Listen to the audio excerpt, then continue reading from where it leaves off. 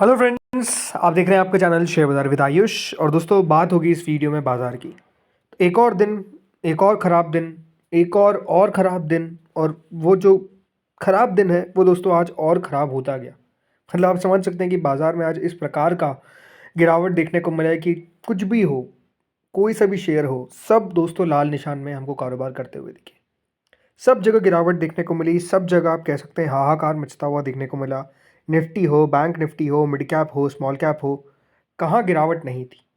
तो इस वीडियो में यही समझेंगे कि ये जो गिरावट हमको आज देखने को मिली है, इसके पीछे का कारण क्या है। बहुत सारे, याद रखिएगा, अपडेट्स हमको आते हुए देखने को मिले। और कह सकते हैं ये सब कौन अपडेट लाता हुआ दिख रहा है? Donald Trump. जो नई नई बातें दोस्तों मार्केट हमारा जब चलता है तब करते हैं, तो उसका असर जो है वो सब जगह देखने को मिलता है। हमारे मार्केट्स तो अपने आप में कह सकते हैं कि चाहे टैरिफ हम पे लगे या फिर यूरोप पे, हमारे बाजार तो नो डाउट गिरते रहते ही हैं। और टैरिफ का खबर सुनते से हमारे बाजार गिर जाते हैं। लेकिन अब आज क्या होता हुआ देखने को मिला है, इसको हम समझेंगे। तो आप लोग देखिएगा वीडियो को पूरा ज़रूर। लेकिन उससे पहले अगर आपने चैनल को पहली बार विजिट किया तो ज़रूर सब्सक्राइब कर लीजिएगा। तो दोस्तों, निफ्टी आज के दिन आप देखिए हुआ क्या है, 350 अंक गिरता हुआ देखने को मिला है। 25,232 पे याद रखिए निफ्टी आज बंद होता हुआ देखने को मिला है। आज जो निफ्टी का लो है, बहुत इंपॉर्टेंट बता रहा हूँ बात, आज जो निफ्टी का लो है वो 25,171 का है।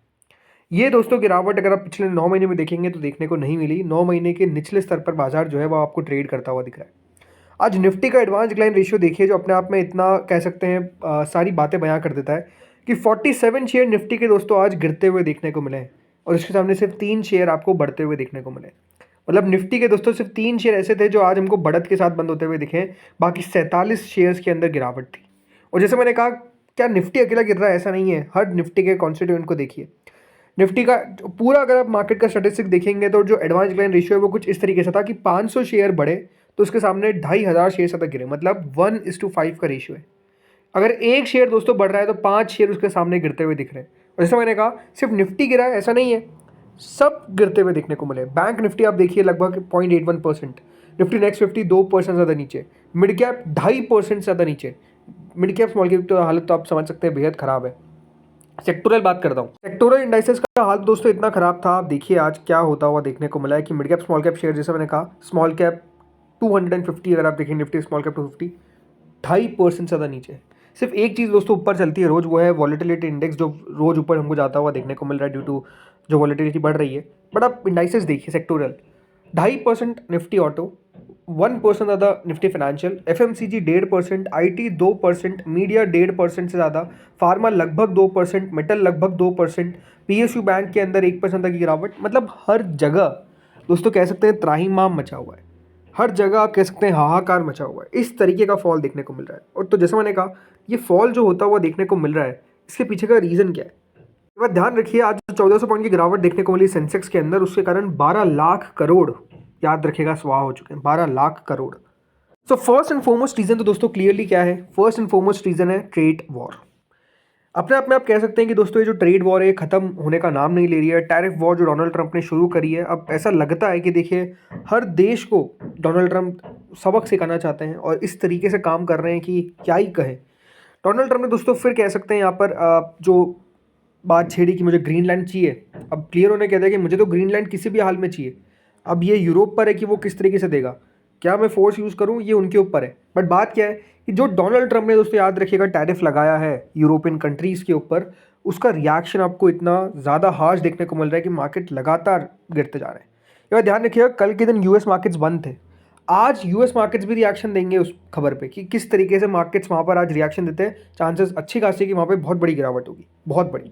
तो बात क्लियर है दोस्तों कि जिस तरीके से टैरिफ लगता हुआ देखने को मिला है 8 यूरोपियन देशों पे, उसका ऑपोजिशन जो उन्होंने किया है, याद रखिएगा, बाजार उससे और चिंता में कि क्या यूरोपियन कंट्रीज़ भी अमेरिका के ऊपर टैरिफ लगा सकती है, क्या रिटेलिएट करेगी। ये अपने आप में दोस्तों एक बहुत बड़ा जो सवाल है वो बनता हुआ देखने को मिल रहा है।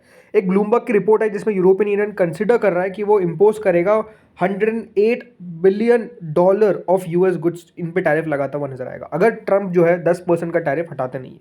क्योंकि एक बात ध्यान रखिए, यूरोप के साथ तो ट्रेड डील हो चुकी थी ना कि 15% टैरिफ लगेगा। तो उस अगर ट्रेड डील का ही कोई मकसद नहीं था कि ट्रेड डील ही सिर्फ कहने के लिए ट्रेड डील थी कि हाँ 15% टैरिफ लगाएंगे, और अब जब उनका मन पड़ता है वो 10% लगा देते हैं और कहते हैं कि अगर डील नहीं हुई, कि मैंने ग्रीनलैंड अगर हमारे पास नहीं आया 1 जून से पहले, तो वो बढ़ाकर मैं और 25% कर दूंगा, तो 25 + 15 राइट। लगभग आप समझिए 40% का टैरिफ लगता हुआ नजर आएगा यूरोपियन देशों पे। तो ये अपने आप में कह सकते हैं एक सबसे बड़ा अब पॉइंट बन चुका है कि ज़रूर दोस्तों यहाँ पर यूएस जो इनके अलाई नहीं थे, या फिर आप कह सकते हो उतने स्ट्रॉन्ग अलाई नहीं थे, उनको तो अपने आप में देखिए उनका हाल बेहाल कर ही रहे थे, लेकिन अब यूरोप का भी हाल बेहाल कर रहा है, जो सबसे ज़्यादा कह सकते हैं आप अमेरिका के नज़दीक है। ग्रीनलैंड को लेकर तो दोस्तों जिस तरीके से डोनाल्ड ट्रंप अब भावुक से हमको होते हुए देखने को मिल रहे हैं, आज देखिए डोनाल्ड ट्रंप का जो ट्रुथ सोशल है उस पर उन्होंने ये फोटो पोस्ट करी, जिसमें आप देखिए, आप डोनाल्ड ट्रंप को देख सकते हैं, मार्को रूबियो को देख सकते हैं, वहाँ के वाइस प्रेसिडेंट को देख सकते हैं, और उसमें क्या कहता है, ग्रीनलैंड यूएस टेरिटरी। तो आप समझिए इस तरीके के जो पोस्ट है वो अब खुद डोनाल्ड ट्रंप कर रहे हैं, एक देश का प्रेसिडेंट कर रहा है। और बिल्कुल उन्होंने सही बात कहा था कि टैरिफ को तुम बिल्कुल भी यूज़ नहीं किया गया है अमेरिका के द्वारा, उनके प्रीवियस प्रेसिडेंट के द्वारा। अब अमेरिका के जो प्रेसिडेंट हैं ये जिस तरीके से टैरिफ का यूज़ कर रहे हैं, आज आप देखिए एक इंपॉर्टेंट बात, डोनाल्ड ट्रंप और इमैनुअल मैक्रो की बनती नहीं है, ये बात क्लियर नज़र आता है, राइट। और आज दोस्तों डोनाल्ड ट्रंप से पूछा गया कि डोनाल्ड ट्रंप जी, ये जो मैक्रो साहब है ये कह रहे हैं कि हम वो जो आप अपना पीस बोर्ड बना रहे हैं हम उसके अंदर आएंगे नहीं।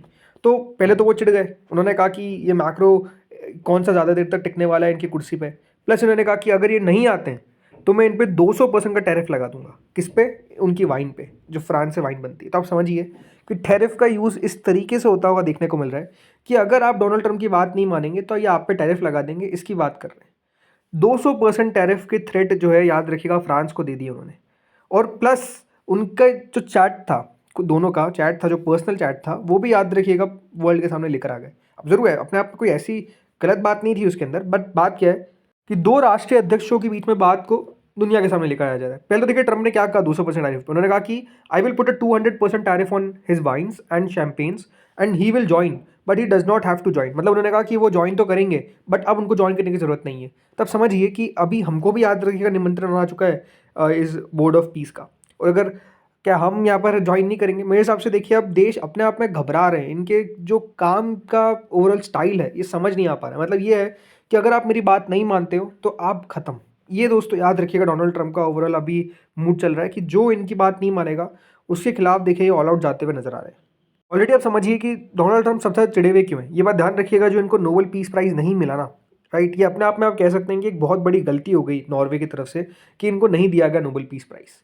नोबेल पीस प्राइज़ अगर दे देते तो आई थिंक अभी बहुत सारी चीज़ हमको थोड़ी सी सुलझती हुई नजर आती, बट आई थिंक जिस तरीके से नोबेल पीस प्राइज़ इनको नहीं मिला, और कल याद रखिएगा इन्होंने नॉर्वे के प्रेसिडेंट जो भी हैं उनको लेटर लिख दिया कि क्योंकि आपने मुझे नोबेल पीस प्राइज़ नहीं दिया है तो मेरा अब कोई पीस के ऊपर इंटेंशन नहीं कि मैं काम करते हुआ नजर आऊँगा। अब जो अमेरिका के लिए बेहतर होगा मैं तो वही काम करूँगा। ये बात ध्यान रखिए, ऐसे स्टेटमेंट खुद इनकी तरफ से आते हुए दिख रहे हैं, राइट। इसलिए आप समझिए हाल बेहाल देखने को मिल रहा है। जर्मनी के मार्केट्स करेंटली 1.6% नीचे चल रहे हैं, यूके के मार्केट्स 1.10%, फ्रांस के मार्केट्स 1.3%, यूरो पूरा स्टॉक एक्सचेंज 1.3%, राइट। अपने आप में देखिए, जैसे मैं कह रहा हूँ हाल बेहाल है, जिस तरीके से वहाँ के मार्केट्स भी इस पर रिएक्शन देते हुए नजर आ रहे हैं वो बहुत ख़राब है। प्लस ऐसा नहीं है कि देखिए यूएस के मार्केट्स भी बहुत अच्छे खुलेंगे आज। करेंटली नस्डैक फ्यूचर्स आप देखिए 2% ज़्यादा नीचे है। करेंटली आप डाउ फ्यूचर्स को देखिए वो 1.5% ज़्यादा नीचे है। तो बात क्या है कि यह बात ध्यान रखिए, जो आग लगाने की कोशिश कर रहे हैं डोनाल्ड ट्रंप, इनके घर में भी तो आती हुई नजर आएगी। बट बात वही है ना कि कब ये देखिए रुकते हुए नजर आएंगे। ये बात ध्यान रखिए, आज डोनाल्ड ट्रंप को 1 साल पूरा हुआ है। जी हाँ, 1 साल याद रखिएगा आज पूरा होता हुआ देखने को मिल गया डोनाल्ड ट्रंप को। बट अभी 3 साल और बाकी है, राइट। सब कह रहे हैं कि मिड टर्म में अगर इनको जीत नहीं मिली तो ये इम्पीच हो जाएंगे, बट मुझे लगता नहीं कि देखिए इम्पीच इनको कोई कर पाएगा। बहुत कम चांसेस होते हैं, बहुत रेयर इंस्टेंस होते हैं जब दोस्तों इम्पीचमेंट होता है अमेरिकन प्रेसिडेंट का। लेकिन 3 साल तो ऑब्वियस सी बात अभी बाकी है। इनसी मार्केट्स डर क्यों रहा है? मार्केट्स डर इसलिए रहा है बिकॉज जो लगातार ये थ्रेट देते हुए दिख रहे हैं ग्रीनलैंड के ऊपर, ये बाजार देख रहा है कि अपने आप में अब बहुत ज़्यादा इंटेंस हो रहा है। मतलब मार्केट्स को लगा था कि चलिए वेनेजुला को उठा लिया, ठीक है, वेनेजुला के राष्ट्रपति को उठा लिया, ईरान पे हमले कर दिए, बट ये जो दोनों अब बड़ी इकोनॉमीज़ है, राइट, यूएसए और एज अ होल यूरोप, ये अपने आप में देखिए बहुत मैटर करते हैं, राइट। और इकोनॉमी अपने आप में दोस्तों यहाँ से और वीक होना चालू हो जाएगी अगर इन दोनों के बीच में ट्रेड वॉर हो जाता है, राइट। इसलिए आप समझ सकते हैं कि बाजार इतना ज़्यादा टेंशन बेसिकली लेता हुआ देखने को मिल रहा है। और ये बात ध्यान रखिए, बुलिंग का कोई आंसर नहीं दे पा रहा है, वो अपने आप में थोड़ा चैलेंजिंग। अभी ये बात क्लियर है कि देखिए अच्छी बात हुई कि एटलीस्ट यूरोप ने कुछ करने की कोशिश तो करी, कुछ कहा तो सही। वैसे ही अगर आप देखेंगे जो ट्रंप लगातार ही ग्रीनलैंड की बात करते हैं, चाइना और रशिया का नाम लेते हैं कि ये जल्द इनको कब्जा कर लेंगे, तो इस पर चाइना और रशिया का भी स्टेटमेंट आता हुआ देखने को मिला। चाइना और रशिया ने कहा कि हमारे पे इल्ज़ाम लगा के ग्रीनलैंड का काम जो करना चाह रहे हैं हमारा नाम मत लीजिए। ये साफ साफ याद रखिएगा इन दोनों देशों ने कह दिया है, राइट। उन्होंने साफ कह दिया है कि ये जो चाइना थ्रेट अक्यूज़ करता है लगातार वाशिंगटन, ये ना करे। कोई हम थ्रेट नहीं है ग्रीनलैंड को लेकर, ये बात उन्होंने साफ क्लियर कर दी। तो आप समझिए कि अब इस प्रकार से स्टेटमेंट जो है वो आपको ऑल ओवर द वर्ल्ड आते हुए देखने को मिल रहे हैं। अपने आप में आप कह सकते हैं कि जो यूरोप और यूएस अपने आप में एक बहुत मजबूत अलाय हुआ करता था, ऐसा लगता था कि इनकी जो दोस्ती है तो हमेशा चलती हुई देखने को मिलेगी। अब अपने आप में चाइना और रशिया हंस रहे होंगे इनके ऊपर कि किस तरीके से लड़ रहे हैं। तो अपने आप में जैसा मैं कह रहा हूँ कि जियोपॉलिटिकली वर्ल्ड ऑर्डर जो है वो बिल्कुल हिला दिया डोनाल्ड ट्रंप ने, और अगले 3 साल तक ये अभी भी याद रखिएगा राष्ट्रपति रहेंगे। क्या क्या करेंगे किसी को नहीं पता। बट यही सारे कारण के अलावा दोस्तों हमारे कुछ डोमेस्टिक कारण भी है, जिसमें सबसे ज़्यादा डोमेस्टिक कारण तो लगातार एफआईआईज़ की सेलिंग ही है। अभी दोस्तों जनवरी का महीना चल रहा है और ऑलरेडी 29,000 करोड़ की सेलिंग कर दी है। किसी को नहीं पता कि देखिए आज का आंकड़ा किस प्रकार का आता हुआ देखने को मिलेगा। बहुत हाई चांसेस है कि आज भी अच्छी खासी बिकवाली जो है वो आपको करते हुए नजर आएंगे एफआईआईज़। डीआईएस कब तक खरीदेंगे? आई थिंक अब मार्केट्स बहुत ज़्यादा वेट कर रहा है बजट का, कि बजट में एटलीस्ट कुछ होप तो यहाँ पर इन्वेस्टर्स के लिए लेकर आई जाए। सरकार एलटीसीजी बढ़ाया था, अब सरकार सोच रही है टैक्स किससे लेंगे, बिकॉज गेन तो किसी को हुआ ही नहीं। एससीसीजी बढ़ाया था, किस तरीके से टैक्स लेंगे, किसी को गेन तो हुआ ही नहीं। सो आई थिंक ये भी अपने आप में सरकार के लिए भी ओवरऑल एक एम्बैरसमेंट जैसी चीज़ हो गई है कि एलटीसीजी और एसटीसीजी पे इतना आप देखिए सोशल मीडिया पे ओवरऑल आप समझ सकते हैं कि बातें चल रही है कि इसको कम किया जाए, एटलीस्ट कुछ तो इन्वेस्टर्स को भी यहाँ पर फ़ायदा मिलना चाहिए। अगर टैक्स इतना हर चीज़ पर लगा देंगे तो फिर किस तरीके से इन्वेस्टर यहाँ पर इन्वेस्ट करेगा, उसको कोई रिवॉर्ड ही नहीं है, क्योंकि टैक्स ही अपने आप में सब कुछ लेकर जा रहा है, राइट। बाकी देखिए जो टैरिफ है इस पे आज फिर याद रखिएगा यूएस सुप्रीम कोर्ट में आप कह सकते हैं रूलिंग का दिन आया है। अब रूलिंग करेंगे नहीं करेंगे किसी को नहीं पता। ओवरऑल पिछली 2 बार में तो आप समझ सकते हैं कि रूलिंग हुई नहीं है। बहुत दिलचस्प होगा देखना कि आज क्या करता है यूएस का सुप्रीम कोर्ट। चांसेस जैसे मैं कह रहा हूँ कि पता नहीं कि क्या होता हुआ नजर आएगा। अगर रूलिंग दे दी तो वो अपने आप में ज़्यादा बेहतर है, एटलीस्ट कम से कम बाजार इसका वेट तो नहीं करेगा। बट बिल्कुल बाजार टैरिफ को लेकर अपने आप में बहुत चिंता में है। सो अब देखते हैं यहाँ पे होता क्या है। बाकी तेज़ी का है, तेज़ी बिल्कुल एक ही जगह है, सोना चांदी, उनको तो आप कैसे भूल सकते हैं। मैडनेस देखने को मिल रही है लगातार दोस्तों सोने चांदी में। आज चांदी में तो देखिए वापस से 12-13 हज़ार की तेज़ी देखने को मिल गई, लेकिन सोना देखिए आज 1.5 लाख क्रॉस कर गया, राइट। तो लगातार यहाँ पर हमको शानदार तेज़ी देखने को मिल रही है। आज गोल्ड ज़्यादा बेहतर करता हुआ देखने को मिल रहा है सिल्वर के इन, अगर आप वर्ल्ड मार्केट्स में देखेंगे तो बढ़िया है। सो अब देखते हैं दोस्तों आगे होता क्या है। इस वीडियो में तो इतना ही था। होपफुली आपको वीडियो बढ़िया लगा होगा। Thank you friends for watching this video.